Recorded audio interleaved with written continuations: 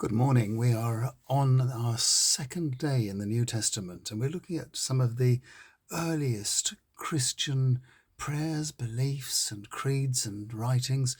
And today it's an early Christian sermon that we're looking at, reported by St. Luke in Acts chapter 3, verses 11 to 26.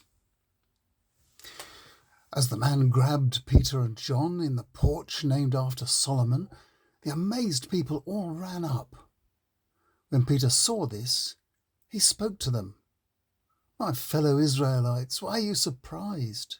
Why are you staring?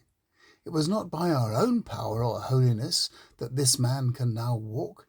It was the God of Abraham, Isaac, and Jacob, the God of our ancestors, the one who had bestowed divine glory on his servant Jesus. You handed Jesus over to the powers that be. You rejected him in the presence of Pilate. Even though Pilate wanted to free him, you rejected this good and holy man and instead asked Pilate to release a murderer for you. He was leading you to life, and you killed him. But God raised him up from the dead, and we are his witnesses. It was the power of his name that gave strength to this lame person. It was faith in Jesus that made him better, as you can all see. And now, my fellow Israelites, I realize that what you and your leaders did to Jesus was done by your ignorance. Long ago, through all the prophets, God told us that his Christ had to suffer. Now it has come true as I have described. So turn your lives round, turn to God, let him forgive your sins. When you do, you will have times of spiritual strength from God.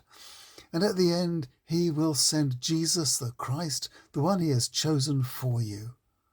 For the time being, he has to remain in the heavens, waiting for that time when everything is renewed. You know this already. The prophets of old announced it.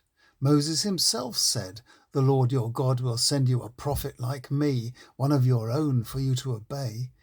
If you refuse to obey, you will be outcast from God's people and destroyed."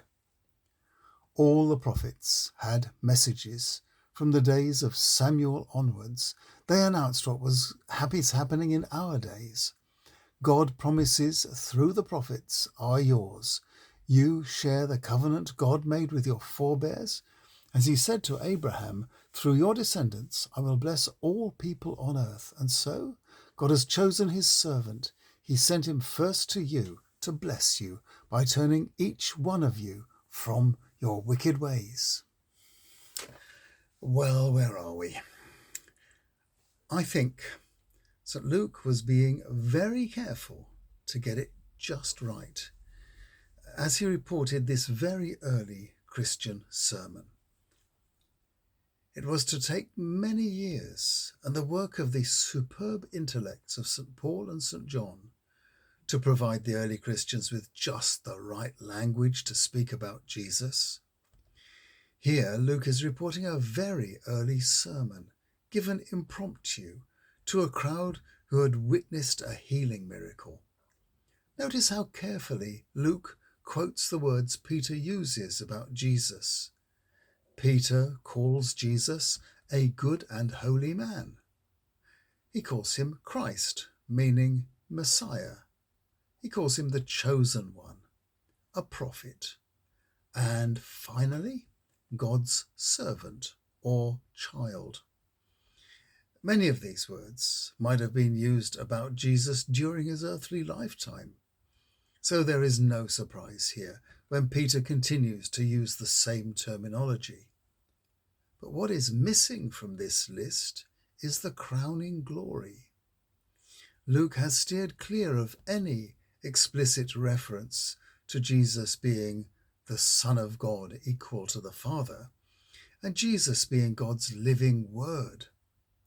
Those terms would not have been appropriate in the mouth of Peter that early, although they are familiar enough to us now.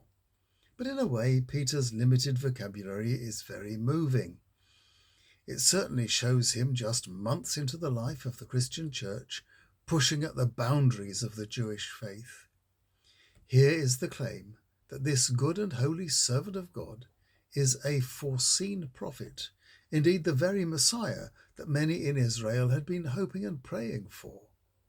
Luke shows how Peter and the other earliest Christians had been thinking about Jesus and finding many places in the existing Jewish scriptures that, if not actually predicting his coming, strongly affected the way they understood him and his mission on earth. And particularly dear to us in this primitive sermon, there is the core of our faith. The rejected Christ was killed, but God raised him from the dead so that people might turn their lives around and find the forgiveness of their sins.